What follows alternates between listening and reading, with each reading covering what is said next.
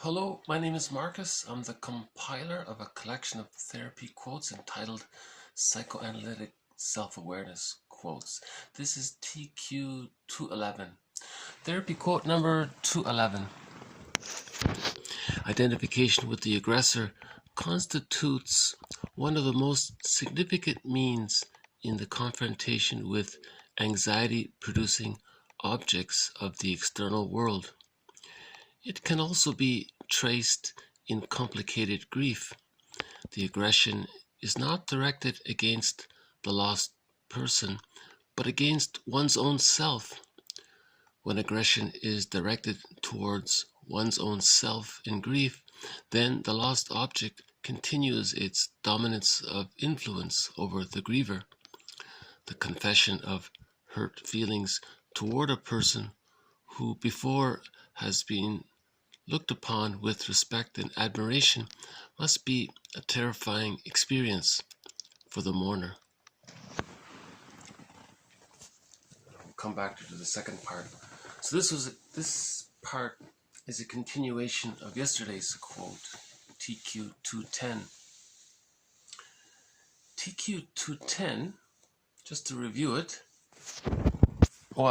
is exaggerated, complicated, or aggravated grief, excessively prolonged, is an instance of illogical emotion. If I cannot get over the death of a dog in a few weeks or months, that of a kinsman in a few months or years, the psychoanalyst would say that in addition to my grief at their death, I am heaping fantasy of a purely subjective kind, regarding them unconsciously as symbols of something in myself, which one half of me destroys and the other half mourns inconsolably. So that there from yesterday was the idea that splitting precludes mourning.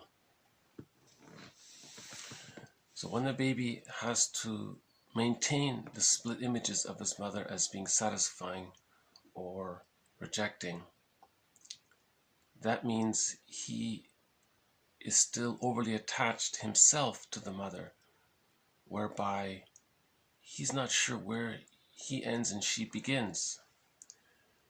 So in the case of the loss of the mother in the future, the person psychically has a lot of himself there.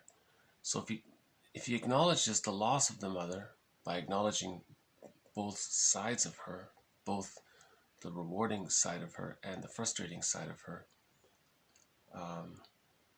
that's painful because he hasn't fully differentiated out from that symbiotic orbit. Remember, from birth to 6 months, the baby and the mother are fused in a symbiotic orbit. That's the stage of undifferentiation. And then from the age of 6 months to 3 years, that's the gradual leaving of the psychic egg. It begins with differentiation and moves towards separation, individuation. So if something goes awry before the age of 3, and the person hasn't achieved a psychological birth or whole object relations, it means too much of them is blurred in with the image of the mother. Remember, the more unavailable or rejecting the mother was, the more the baby bonded, the more the baby needed the mother. So the more of him is in the mother. So if the mother's gone and he's in the mother, how does he mourn the loss of the mother? To do so would be mourning the loss of himself. That's why it's called complicated grief, prolonged grief, grief gone awry, aggravated grief. It's all mixed in. See, here he says, heaping fantasy of a purely subjective kind, regarding the other person unconsciously as symbols of something in oneself. So that's the symbol of the self, and then a part of you, when you're acknowledging the loss of the other person, you're acknowledging the loss of yourself. That's what it means by one half of me destroys and the other half of me mourns. This is the complicated grief. That's why we said splitting precludes mourning.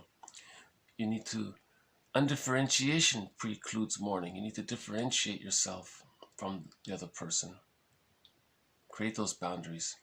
And then see the good and bad in yourself and in the other to create whole object relations. Then you have the foundation from which to see the person as a regular person, from which to mourn. Now 211 continues on this. So because of the trauma, we're talking about an insecure attachment style. When there's a secure attachment style, this is not an issue. They can mourn easily, relatively easily. We're talking about complicated grief. That implies an insecure attachment style. One survey said that 50% of the people in North America have an insecure attachment style. So there's a lot of people caught in complicated grief. All right. So remember, the stage of symbiosis from birth to 6 months, that's the extended womb, where the baby doesn't know where he ends and the mother begins, undifferentiation. Now, if the experience with the mother of her being frustrating outweighs the loving experiences, the way the child copes with that is that he identifies with the aggressor. His identity is the mother, the aggressive mother. See, he has to internalize the aggressive mother to have an identity and to try to manage the feelings. So he's become the mother, basically. That's called identification with the aggressor. We're talking about in the psychic world. A lot of this stuff is metaphorical in the psychic world. So he's identified with the mother internally. That's what she means here. One of the most significant means to handle anxiety-producing people in the external world. How does the baby deal with the anxiety of his mother, who's in the external world? He identifies with her. That's called the defense mechanism of identification. A guy named Frenzy started this, and other people developed on it throughout the past 100 plus years.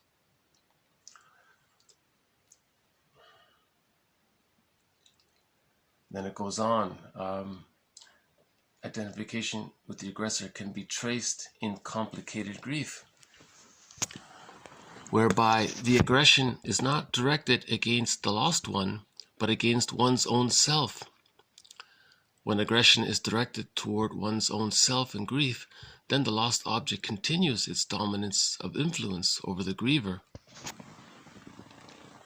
So not only is it complicated, but you're actually giving the lost aggressor more power in a sense. That's what he's saying here. Well, it continues you're continuing the influence. So you have to mourn the loss.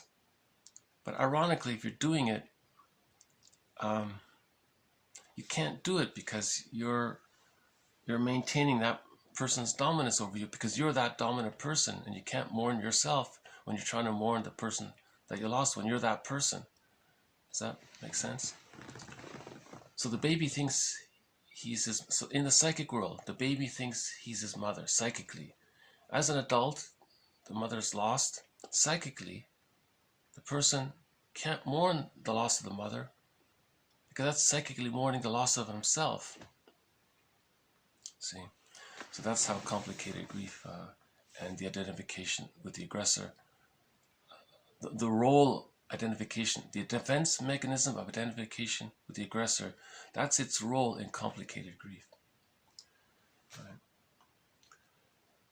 So let's continue with 211, the antidote. The confession of hurt feelings toward a person who before has been looked upon with respect and admiration must be a terrifying experience for the mourner. Recollection recalls relationship. The fear of aggression consequently forces one to emphasize the positive feelings. Even the attempt to depict a realistic picture of the lost one, weighing their weaknesses and strengths, appears to be forbidden. Loss leads to a feeling of numbness. Then it's as if they were bystanders in a film. The mourner is largely left to fend for himself. There is little interest in external life. What is important now is the processing of what has been experienced. The mourner often creates an ideal image of the lost one and initially ignores negative experiences. Gradually, however, it is possible to allow the less beautiful parts of the memory to be restored. So that concluding sentence is the important part there. So, recollection, it's not just about recalling the lost person. You're recalling the relationship you had with that lost person. So that's why it adds to the complication. And in that relationship, when you recall the relationship, you're recalling the angry feelings that you unconsciously buried towards that person, which you deny, split off, disassociated. You're not even aware of it. That's part of complicated grief. You're not in touch with the anger of the person.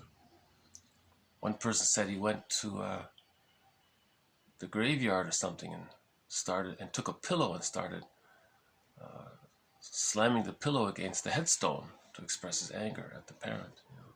So you have to somehow get in touch with the parent.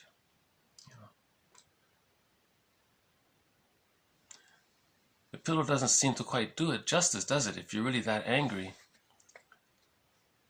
you might have to get permission from the funeral, from whoever runs the graveyard or whatever, and pay for a headstone and say, I'm going to smash that headstone. I don't know. I'm not recommending that. I'm just saying, just trying to, it just occurred to me that if there is all that lifelong buried anger towards the parent, how is one really going to express that? See, that's why in the therapist's office, there's always pillows around, because when they're thinking about the grieving process, memories of the anger are going to come up,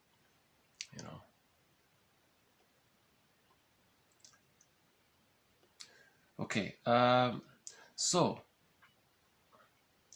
even the attempt to depict a realistic picture of the lost one, weighing their weaknesses and strengths appears to be forbidden. See, just like in childhood, the person wasn't able to see the mother realistically, both rewarding and frustrating. The child just thinks the mother's on a pedestal, the greatest mom in the world. Buy her a t-shirt on Mother's Day, the world's most fantastic, world's greatest mom. And so, you see, because of the need for the attachment, so it gets repressed. But splitting precludes mourning. If you repress those negative feelings and idealize the mother on a pedestal, that's splitting, and you can't mourn. That leads to complicated grief. And you've unconsciously identified with the mother, and that taps into infantile megalomania, and that can promote narcissism, you see. So a lot of benefits come from mourning. You resolve your infantile megalomania as well. The narcissism shrinks. And this second part sort of describes one author's sort of process, where first there's numbness. That's the shock, denial, numbness. You don't want to, and then it feels as if you're a bystander in a film. So he's talking about life is washing you by. You're disassociated. You're shocked. You're numb. You're disassociated. So we're talking about the grief process now, when you're starting to admit the person is lost. So once you're starting to face the grief work, that's in the early stage of loss. It feels like life is just passing you by. You're in a film. You're a bystander in a film. That captures that kind of disassociative quality. You don't even really want to participate in the external world because you're not in the external world. You're outside of it, watching it. It's passing you by. It's like you're watching a movie kind of thing. And it feels like you're all alone in this. The mourner is largely left to fend for himself because you're disassociated. And it's like you're on your own kind of thing. And it's kind of true. There's very little support to help a person in grief work. Robert Bly makes a big deal about this. How everyone just says they're there now. They might mean well. It's just that they're not in touch with it themselves. They're in denial themselves. However, the issue here is to begin to process what happened, to take it in, to experience it. But again, the mourner often creates an ideal image of the lost one and ignores the negative experiences, so he's still in denial. But gradually, with time, you create some distance from it all. Hold on one sec. I think we might have a visitor here. The bluebird of happiness. We haven't seen him in a while, but I think he's made a brief appearance. And there he goes.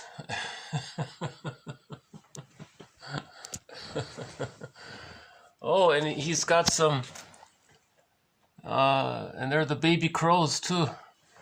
He just flew right by the baby crows. It's always nice to see the bluebird of happiness, especially on a topic like this, right? Notice when the bluebird appeared, just when we're talking about the happy ending here. Gradually,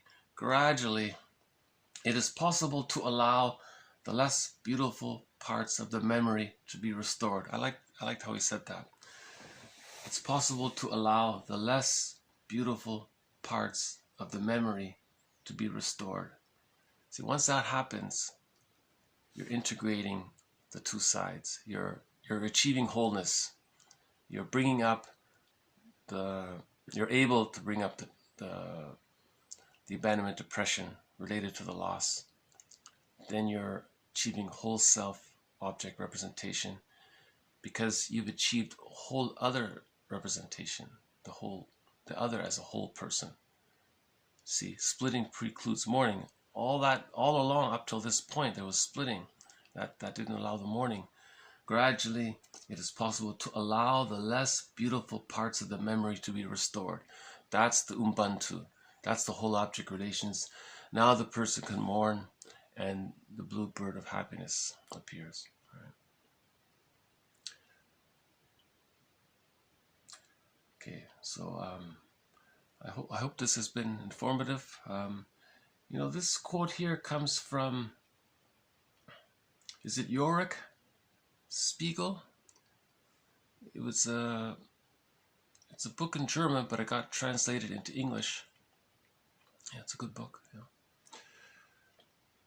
Okay, so I'll pause it here. So thank you very much. This has been TQ 211. More next time. Bye for now.